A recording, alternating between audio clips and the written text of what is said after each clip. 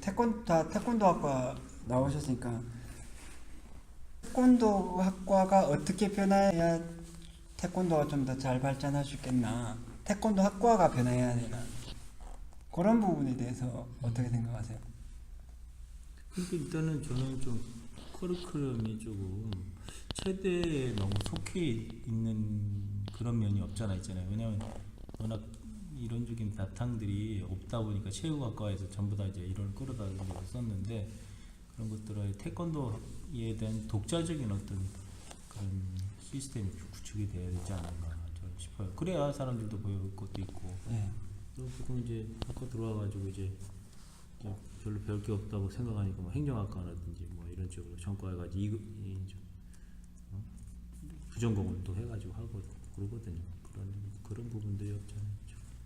그리고 또 기술이 좀 디테일해야 되는데 집체 훈련을 하다 보니까 그냥 태권도장이나 학교에서 배운 거나 뭐 다를 게 없네.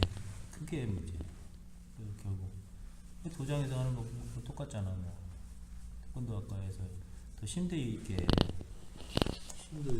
되는 그런 부분들이 있는데 그런 부분들이 좀 개선돼야 되지 않을까 싶어요. 그리고 전문적으로 좀 연구하는 사람 좀 필요하고 인문적으로 자연계 쪽은 이제 사람들이 많이 하는데 인문 쪽에는 너무 파는 사람들이 별로 없어요. 체육관은 한두 명씩 있어요. 체육사를 진짜 전공한다든지 그런 사람들이 있는데 태권도는 좀 그런 게 좀 드물죠. 자, 그런 부분들이. 제가 봤을 때는 태권도 학과고 모든 걸 대학교 나왔다고 해서 사범을 다 될 수 있게 그 권한, 그 어떤 권리랄까? 그런 걸 주지 말아요. 자격증. 그걸 주지 말아야 생각해. 일본은 그렇거든요. 합기도 대학이 있어요.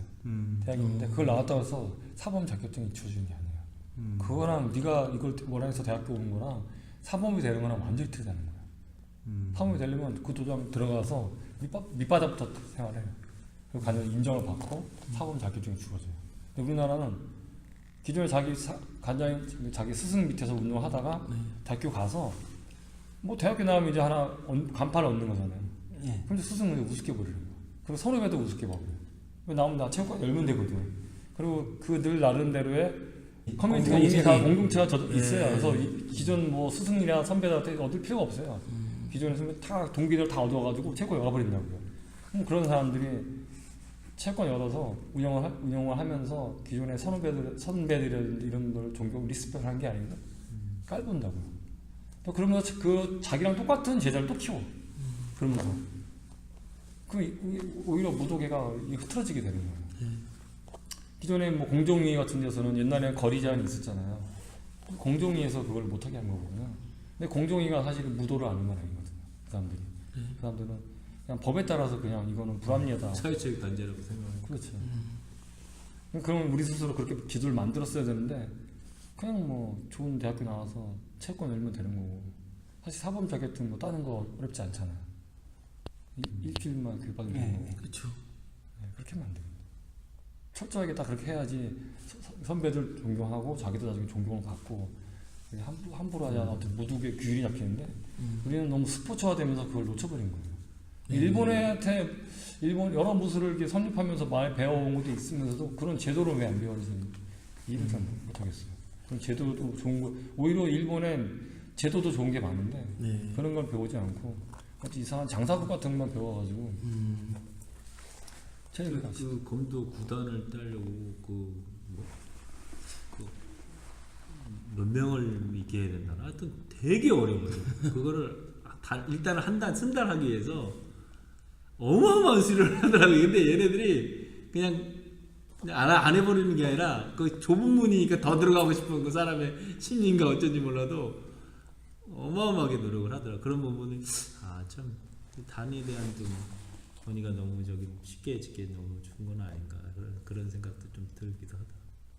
그래서 뭐 만약에 저도 도장을 운영하다 보면 그런 경우가 있거든요. 무슨 오해가 생겨가지고 도장을 간두는 경우가 생겨요. 그러면 얘가 이 엄마는 애 데리고 가서 그냥 옆에 딴 도장 가버려요. 그냥. 어떤 그게 어떻게 보면은 상업주의에서 보면은 네가 잘 못 어쨌거나 네가 오해를 사게 만들었고 네가 잘 못 가르친 거고 네가 고객을 놓친 거니까 너도 잘못이 있어. 그 정도 끝나거든요. 근데 무도 시각에서 보면은 스승을 배신한 거예요, 이거는. 네, 그렇죠. 근데 그게 뭐냐면 일본 같은 경우는 어떻게 하냐면요. 내가 만약에 일품을 땄어요. 그래서 이사를 갔어. 이사를 가면은 만약 서울에 살다가 부산으로 이사를 갔어요. 그럼 부산에 이품을 따야 되잖아요. 그럼 이 관장이 서울 관장한테 추천서를 받아라 그래요. 되게 난 충격받아서 그 얘기를 듣고요. 그럼 가서 이 사람이 서울로 올라가서 전화하든지 뭘 가지고 추천서 써라 그래. 옛날 스승이 가서 제가 이번에 이품 따게 됐습니다. 다시 추천서 써주십시오. 그러면 그래 열심히 했구나 하고 뭐 추천서 써준단 말이야. 그럼 그거 가지고 가서 이품을 볼 수 있단 말이야. 그게 얼마나 멋있어요 그게. 그러면은 내가 만약에 그런 경우가 생긴다 그러면 그건 운동 자체는 안 하겠다는 뜻이야. 만약에 우리 애가 당신이 뭐 잘났어? 체육관 여기밖에 없어. 가잖아 데려가잖아? 그러면 그 말 이꼬로 뭐냐면 운동을 안 하겠다. 또는 태권도는 적어도 안 하겠다는 게 되는 거예요. 그러니까 물론 그 정도의 인품을 쌓고 만약에 어떤 오해가 있으면 간에 어떤 서로 그러니까 스승과 제자 간에 어떤 그 격을 맞춰주는 게 일본 무도에서 되게 배워야 될 점이고 태권도도 그런 걸 배워야 된다고 생각해요. 그러니까 예를 들면 파란테까지 운동을 했어. 근데 어떤 사정으로 옆 동네로 이사하게 됐어. 그러면 이 먼저 가르친 관장한테 추천서를 받아가서 그거는 좋은 것 같아요. 네, 하고 일품 딸 때 시스템. 그 관장님 다시 보내 이쪽으로. 적응하는. 그래서 다시 추천 받아와서 계속 그러니까 계속 뭐랄까 끈을 놓치지 않는 거야 스승과의. 굉장히 보기 좋더라고요. 와 너무 놀랐어요. 나중에 또 그런데- 찾아오고 인사로. 일단은 제 생각은 조금 달라요. 근데 다르다고 할 때 전부 다 틀렸다는 것은 아니고 맞는 부분이 많고 저도 동감하는 부분이 많습니다.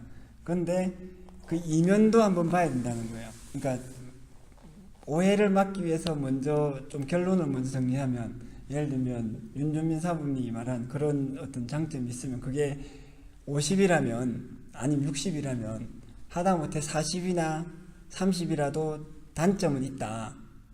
그 단점을 이야기하고 싶은 게 뭐냐면 지금 그와 같은 도제식으로 굴러가는 데가 우리나라에도 많이 있어요. 이런데 그래서 나 이런 데서 제가 전문가들한테 들으니까 거기서는 그 도제식으로 딱 그 계보가 내려오는데 거기서 한번 찍히면 지하물이 능력이 있어 발 못 붙이는 겁니다.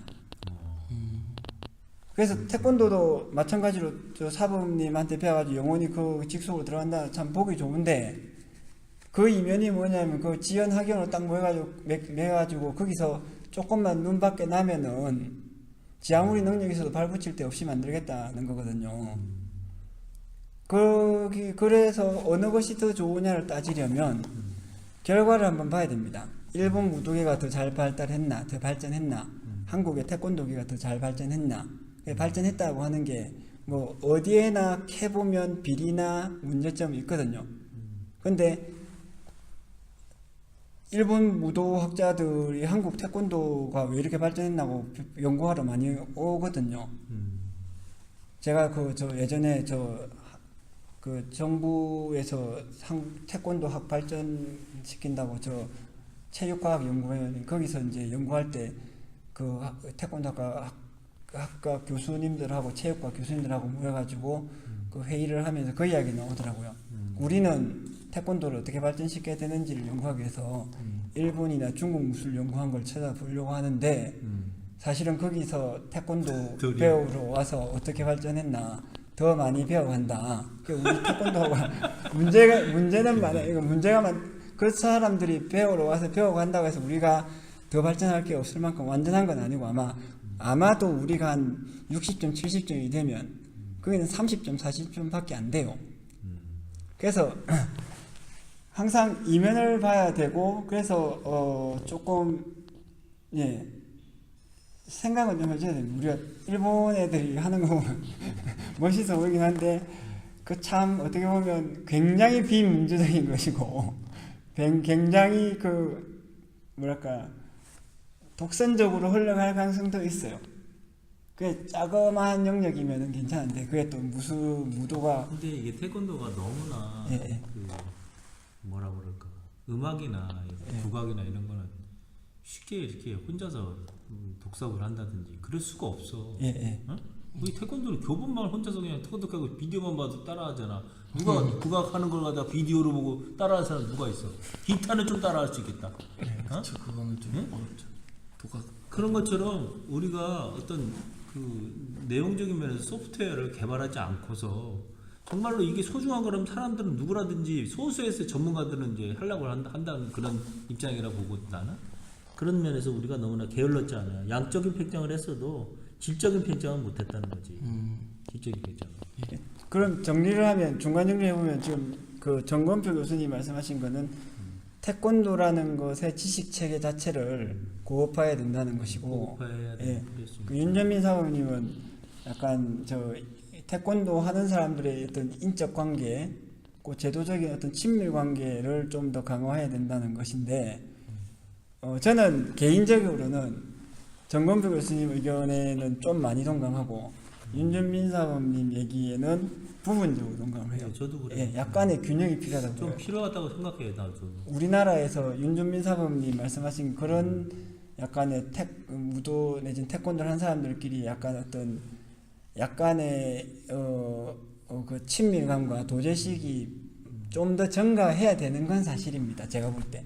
예, 말씀하신 것처럼 이 도장 안 가면 저 도장 가면 되지 뭐 이런 것 자체가 태권도계의 질을 떨어뜨리고 맞아요.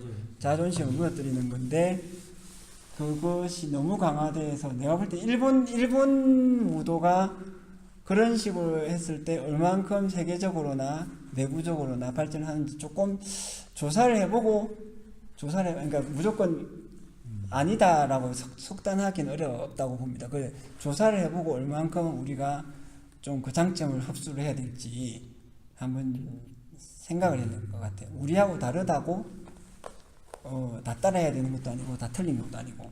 그래서 결국은 기존에 있는 그런 그 국기원이라는 그런 단체라든지 이런 것들을 거기에 속해서는 그걸 깰 수가 없어요. 그 인프라가 일단 네. 구축이 돼 있고 이번에 일단 인건관계나 이런 것들이 다 있기 때문에 그리고 고전 태권도 내가 장기적으로는 고전 태권도라는 어떤 시스템을